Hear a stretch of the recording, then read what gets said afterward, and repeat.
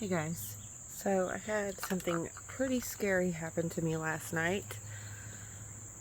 Um, I am just dealing with a lot of stress coming from Mark. Um, and just the stress of not having anybody around, the stress of never feeling close to somebody, never feeling connected, the stress of being constantly alone is starting to get to me. It started to get to me earlier this year when my hair started to thin and fall out. I was noticing clumps of hair just coming out in the shower, and it doesn't matter what the concern is. It's dismissed, it's belittled, it's never as big as his problems, it's never as valid as his things that he has to do. Jexie, you can't lay there. Jexie. And I just, for the last couple of years, I have just been, it's like wearing me down. I have been spending less and less time with him. Jexie, I have been, I have taught myself to barely react to him. Because people like him, that's what they want. They want a reaction out of you so they can say to everyone, see how crazy she is, see how mean she is, see how mad she is. And like my family used to do that to me too.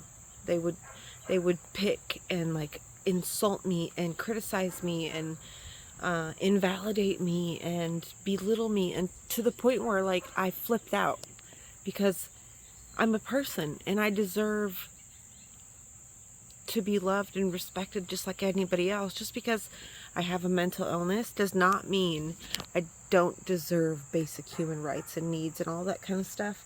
And he has treated me and and and said some horrific things about disabled people, people with mental illnesses, people who rely on government assistance to live off of.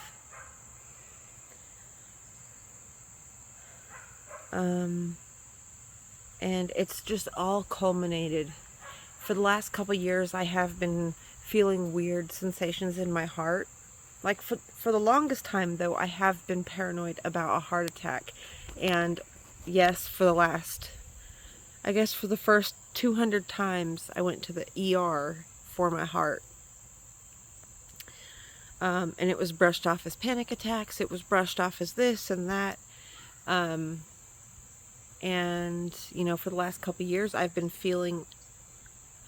getting woken up in the middle of the night with heart flutters, okay? Which is not, I'm 36, just turned 36. Yes, I'm a smoker, been smoking most of my life. And the only thing I could think of that is like causing strain on my heart is this relationship with Mark. Yes, he pays my bills. Yes, he takes care of me. Yes, he pays for literally everything in my life. But that does not mean I don't deserve human connection and human love. Like, I try to get it from him, and he refuses to spend time with me at all.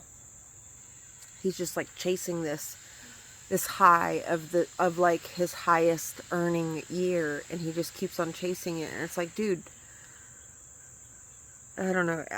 Regardless of what he's doing, I just am trying to be in a relationship with him and love him, and he is like putting roadblocks at every turn. He criticizes me constantly.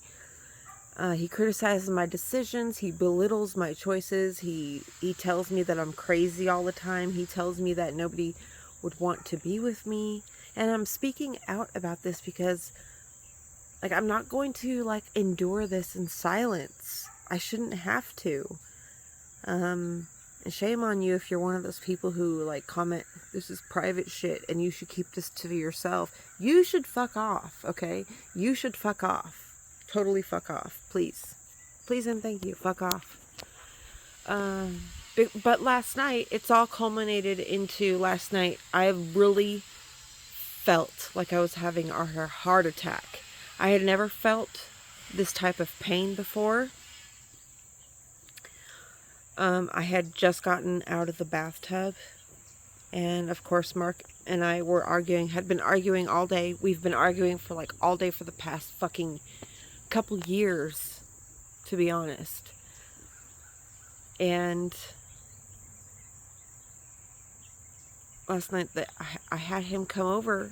I'd been spending most of my time alone, but I had him come over last night because I got out of the bathtub and my heart, like I got this deep pain in my heart and I couldn't breathe. I was getting dizzy. I started to feel a weird, tension in my neck and in the back of my tongue. And the ambulance came. Suddenly when they got there, like the pain in my chest stopped. But I was like doubled over in pain. I couldn't get comfortable. I started breaking out in a cold sweat on my hands and my feet. But when they got there, I got into the ambulance and they hooked me up to, my blood pressure was really high, they said. My heartbeat was erratic, and they said I possibly have AFib, which is something that Mark has, and he's 70-something years old. But, I've been around him so long, and I've been stressed out so long, they're this is the inevitable, and I do everything in my power to just, not have our relationship be full of tension and animosity, but he has this view. The problem is, to be honest, is he has a view of me.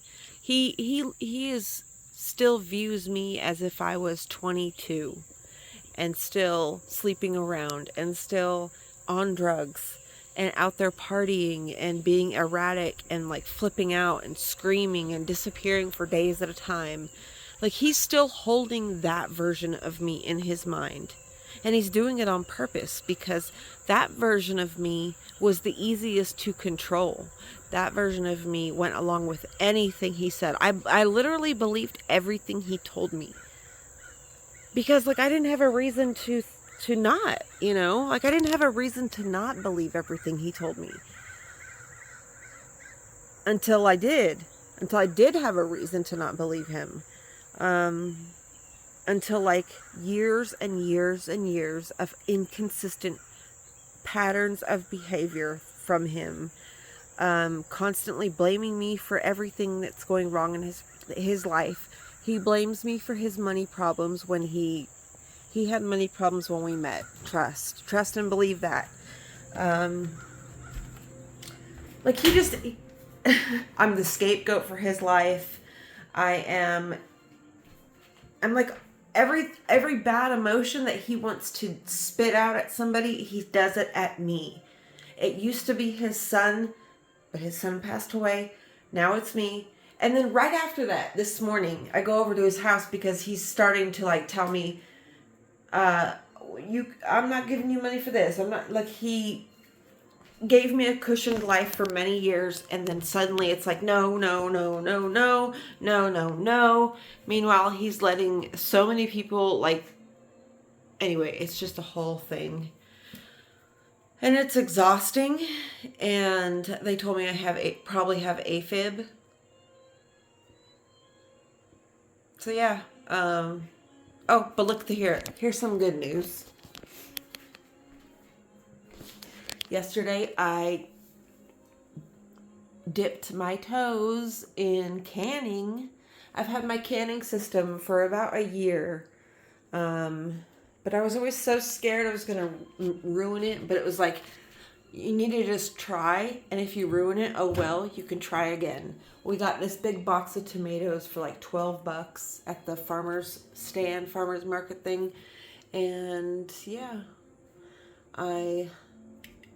they feel pretty good.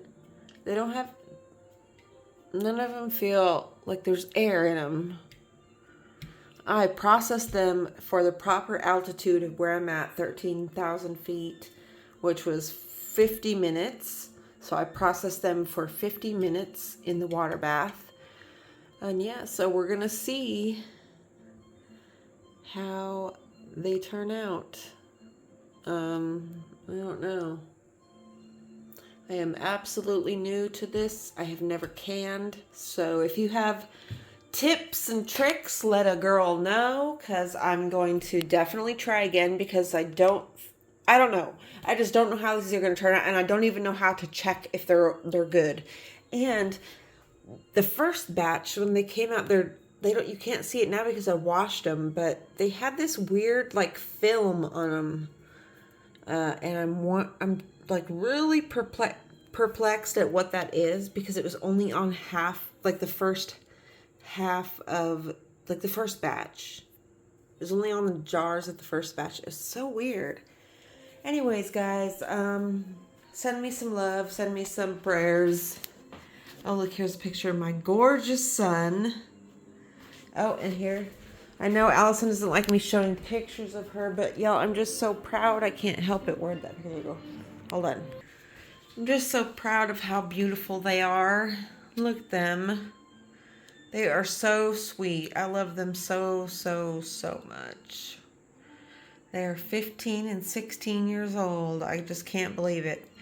Anyways, guys, I love you, and I will see you again soon. Bye.